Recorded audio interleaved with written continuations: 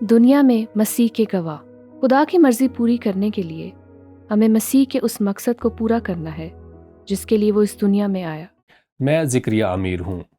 ہم جب اناجیل کا مطالعہ کرتے ہیں تو دیکھ سکتے ہیں خاص طور پر لوکا کی انجیل میں یسوع کی رسولوں کے لیے خاص بلاہٹ تھی، اور خاص طور پر جب یسوع نے انہیں ارشاد اعظم کی ذمہ داری دی، جب اس نے کہا جاؤ اور جا کر سب قوموں کو شاگرد بناؤ، مگر آپ اس بات کو جانیں گے کہ یسوع نے اور لوگوں کی بھی مدد کی ضرورت ظاہر کی، اور اس کے مطابق ہم اسے مختصر مشن کہہ سکتے ہیں جو بہت سے لوگوں کے لیے ہے، اور ہم اس کے بارے میں لوکا 10 باب کی پہلی آیت میں پڑھ سکتے ہیں۔ ان باتوں کے بعد اور جب ہم ایسا کہتے ہیں، اس کا مطلب ہے پہلے کچھ ہوا ہے اور وہ جاری ہے۔ تو کیا ہوا تھا؟ وہ یروشلم کی طرف جا رہے تھے۔ ان باتوں کے بعد خداوند نے 70 آدمی اور مقرر کیے، اور جس جس شہر اور جگہ کو خود جانے والا تھا وہاں انہیں 2 کر کے اپنے آگے بھیجا۔ اب میرے ذہن میں یہ بات آتی ہے، یہ کتنی دلچسپ بات ہے جب یسوع یہ بتا چکا تھا کہ اس کی رسولوں کے لیے خاص بلاہٹ ہے، اور وہ ان لوگوں کو بھی جواب دے چکا تھا جو کہتے تھے میں تیرے پیچھے چلوں گا۔ وہ اس بات کو واضح کر رہا تھا کہ مجھے اور لوگوں کی ضرورت ہے، مگر یہ ایک مختلف سطح پر تھا۔ اور پھر اس نے 70 لوگوں کو پاس بلایا اور انہیں ایک خاص کام کے لیے مقرر کیا، اور وہ ان سے کہنے لگا کہ فصل تو بہت ہے لیکن مزدور تھوڑے ہیں۔ مجھے لگتا ہے اس نے مزدور تھوڑے ہیں ان 12 کے بارے میں کہا، کیونکہ کام بہت زیادہ تھا اور وہ سب کچھ کرنا ان کے لیے مشکل تھا۔ اس لیے میں تمہیں بھیجوں گا کچھ عرصے کا کام، اس لیے فصل کے مالک کی منت کرو کہ اپنی فصل کاٹنے کے لیے مزدور بھیجے۔ وہ گئے، اور جب وہ واپس آئے تو اس کے نتائج بہت اچھے تھے۔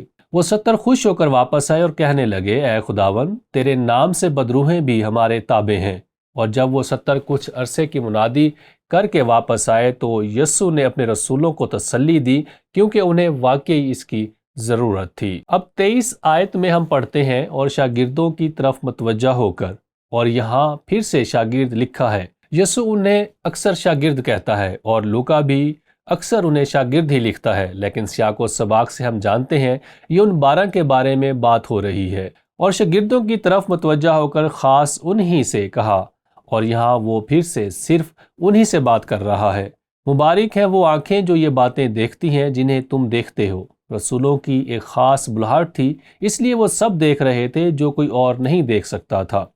کیونکہ میں تم سے کہتا ہوں کہ بہت سے نبیوں اور بادشاہوں نے چاہا کہ جو باتیں تم دیکھتے ہو دیکھیں مگر نہ دیکھیں، اور جو باتیں تم سنتے ہو سنی مگر نہ سنی۔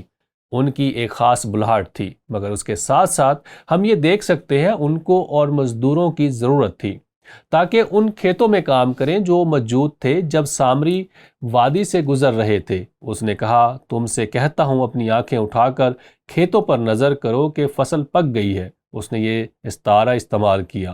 اب اس سوال کا تعلق ہم سب سے ہے۔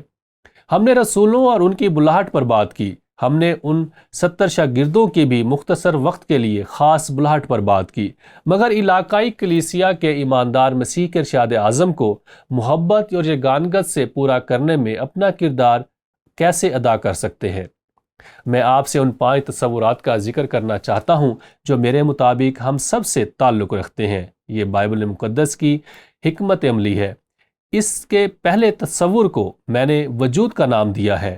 اس میں ہمارا وجود بھی شامل ہے، ہم کون ہیں، ہم کیسے رہتے ہیں، اور ہمارا ایک دوسرے سے کیا تعلق ہے۔ اور ایک دعا ہے جو یسوع نے بالا خانے میں کی جب شاگرد واپس آ گئے تھے۔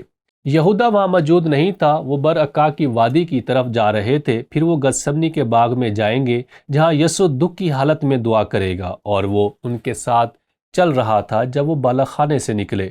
یسوع نے کہا میں صرف انہی کے لیے درخواست نہیں کرتا۔ یہ ان کس کے لیے استعمال ہوا؟ یہ ان 12 کے بارے میں بات ہو رہی ہے جو اس کے ساتھ اندھیرے میں چل رہے تھے۔ میں صرف انہی کے لیے درخواست نہیں کرتا بلکہ ان کے لیے بھی جو ان کے کلام کے وسیلے سے مجھ پر ایمان لائیں گے۔ وہ لوگ کون ہیں؟ وہ ہم سب ہیں۔ ہم نے یسوع مسیح کو کیسے جانا؟ یہ ان رسولوں کی وجہ سے ہی تھا جنہوں نے وفاداری سے یسوع مسیح کے ارشاد عظیم کو پورا کیا، اور پھر یسوع نے ان کے لیے دعا کی اور ہم سب کے لیے بھی دعا کی، یعنی دنیا کے سب مسیحوں کے لیے۔ تاکہ وہ سب ایک ہوں، یعنی جس طرح اے باپ تو مجھ میں ہے اور میں تجھ میں ہوں، وہ بھی ہم میں ہوں۔ آخر کیوں وہ یہ دعا کر رہا ہے؟ ارشاد عظیم پر غور کریں۔ وہی اس کے آنے کا مقصد تھا، اور دنیا ایمان لائے کہ تو ہی نے مجھے بھیجا، اور اس نے دعا میں بھی اسی کا ذکر کیا۔ تو آپ جان گئے ہم سب ارشاد عظیم کی تکمیل کے لیے بلائے گئے ہیں، اور یہ ہم اپنے ارد گرد کے علاقائی لوگوں سے شروع کر سکتے ہیں۔ اس میں نئے عہد نامہ کی کلیسیا بھی شامل ہے، جس میں کرنیلیس، فلیمون، لودیا، فلپی، دروغا اور وہ سب لوگ بھی شامل ہیں جنہوں نے اپنے علاقائی لوگوں میں منادی کی۔ انہوں نے یسوع کو اپنی محبت اور یگانگت سے کلیسیا میں ظاہر کیا۔ وجود اس کا پہلا تصور تھا، ہم سب اس کا حصہ ہیں۔ دوسرا تصور ہے جانا۔ میرے خیال میں یہ خاص قسم کا جانا ہے جیسے رسول اور مشنری جاتے ہیں، مگر جانے کی ایک قسم وہ بھی ہوتی ہے جب ہم اپنے گھر سے بازاری منادی کرنے جاتے ہیں۔ یہ کوئی دکان، کام کی جگہ یا قصبے کے باہر یا شہر میں بھی ہو سکتا ہے۔ اس لیے پطرس کہتا ہے، بلکہ مسیح کو خداوند جان کر اپنے دلوں میں مقدس سمجھو، اور جو کوئی تم سے تمہاری امید کی وجہ دریافت کرے اس کو جواب دینے کے لیے ہر وقت مستعد رہو، مگر حلم اور خوف کے ساتھ۔ کاش ہم سب لوگ اس انداز سے زندگی گزارتے کہ لوگ ہم سے ہماری امید کی وجہ پوچھتے اور یہ دریافت کرتے کہ یہ امید کیسے ملی۔ یہ دلچسپ ہے۔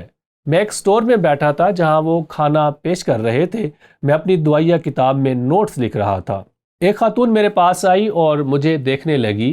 یہ بات بہت واضح تھی کہ وہ کسی اور ملک سے تھی، وہ انڈیا سے تھی۔ مجھے بعد میں معلوم ہوا کہ وہ بدھ مت مذہب سے تھی۔ وہ بہت دلچسپ خاتون تھی۔ میں نے بتایا، یہ میری دعائیہ کتاب ہے۔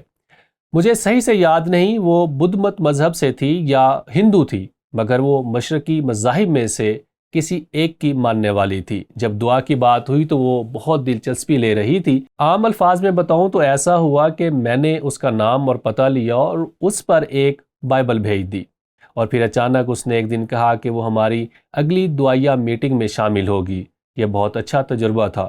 کسی نے آپ کو اپنے ایمان کے متعلق کچھ کرتے دیکھا اور پھر جاننا چاہا کہ آپ ایسا کیوں کر رہے ہیں۔ اس لیے ایماندار ہوتے ہوئے خدا چاہتا ہے کہ ہم ایسی زندگی گزاریں کہ لوگ ہم سے دریافت کریں آپ کیا اور کیوں کر رہے ہیں، اور پطرس بھی یہاں یہی بات کر رہا ہے، اور اس سے اگلا تصور بھیجنا ہے، اور ہم یہ انطاکیہ کی کلیسیا میں دیکھ سکتے ہیں۔ انطاکیہ میں اس کلیسیا کے متعلق جو وہاں تھی کئی نبی اور معلم تھے، یعنی برناباس اور شمعون جو کالا کہلاتا ہے، اور لوکیس قرینی اور مناہیم جو چوتھائی ملک کے حاکم ہیرودیس کے ساتھ پلا تھا، اور ساؤل۔ جب وہ خدا کی عبادت کر رہے اور روزے رکھ رہے تھے تو روح القدس نے کہا، میرے لیے برناباس اور ساؤل کو اس کام کے واسطے مخصوص کر دو جس کے واسطے میں نے ان کو بلایا ہے۔ تب انہوں نے روزہ رکھ کر اور دعا کر کے اور ان پر ہاتھ رکھ کر انہیں کیا رخصت کیا۔ اب یہاں پھر سے بھیجنے کا ذکر ہوا ہے، مگر یہ ان 12 رسولوں کی طرح روح القدس کی ایک خاص بلہٹ تھی، اور بے شک پالوس غیر اقوام کا رسول بنا اور برناباس اس کا ساتھی تھا۔ انہوں نے ان دونوں کو رخصت کیا۔ مرکز بھی کچھ مدت کے لیے اس مصری دورے میں ان کے ساتھ شامل ہوا۔ لہٰذا ہمارے پاس اعمال کی کتاب میں مشنری دورے پر بھیجنے کی ایک مثال موجود ہے، اور یہ اس وقت کے لیے بھی ہے۔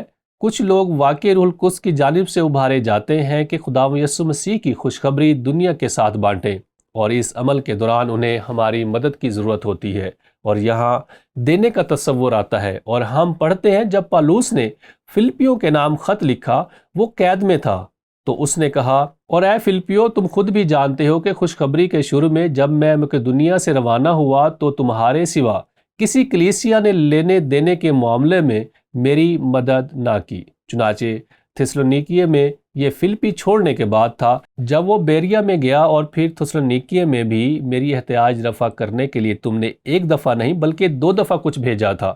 کس قسم کی چیزیں؟ شاید پیسے، کھانا، کپڑے ہوں، یا اور بھی کئی طرح سے کی ہو۔ اور پھر وہ کہتا ہے، مجھے یہ بہت پسند ہے۔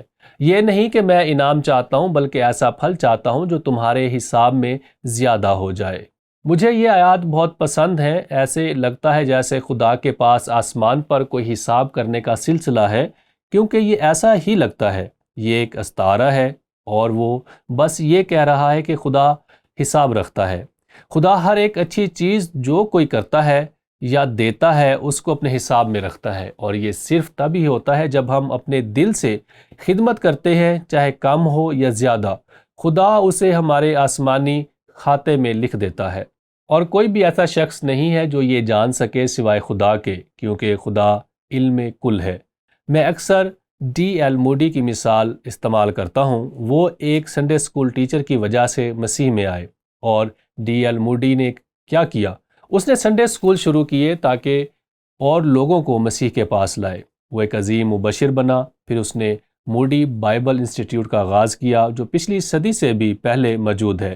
یہ 1886 سے ہے۔ شاید دنیا میں بہت سے مشنری ہیں۔ دنیا کے 10% مشنریوں نے موڈی بائبل انسٹیٹیوٹ سے تعلیم حاصل کی۔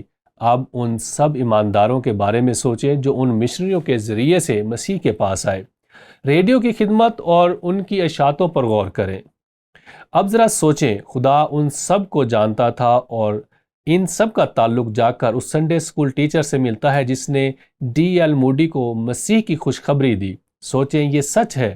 میں بھی تمام ایمانداروں کے بارے میں سوچتا ہوں، یہ انعام کے لیے نہیں ہے۔ ایک دن ہمیں ہماری ایمانداری کا صلہ ضرور ملے گا، اور ہم ان لوگوں میں شامل ہیں جو جاتے ہیں، خدمت کرتے ہیں، اور خدا ہمارے دلوں کے مطابق اس سب کا حساب کرتا ہے، اور یہ سب ہماری سمجھ سے باہر ہے۔ دینے کے بعد دعا کی باری آتی ہے۔ مجھے یہ بہت پسند ہے، اور ہمیں ہر وقت دعا میں مشغول رہنا ہے۔ جب پولس رسول نے کلسیوں کے نام خط لکھا تو اس نے کہا، دعا کرنے میں مشغول اور شکر گزاری کے ساتھ اس میں بیدار رہو، اور ساتھ ساتھ ہمارے لیے بھی دعا کیا کرو۔ یہ پولس ہے جو دعا کی درخواست کر رہا ہے، اور وہ کیا دعا کرتا ہے کہ خدا ہم پر کلام کا دروازہ کھولے تاکہ میں مسیح کے اس بھید کو بیان کر سکوں جس کے سبب سے قید بھی ہوں۔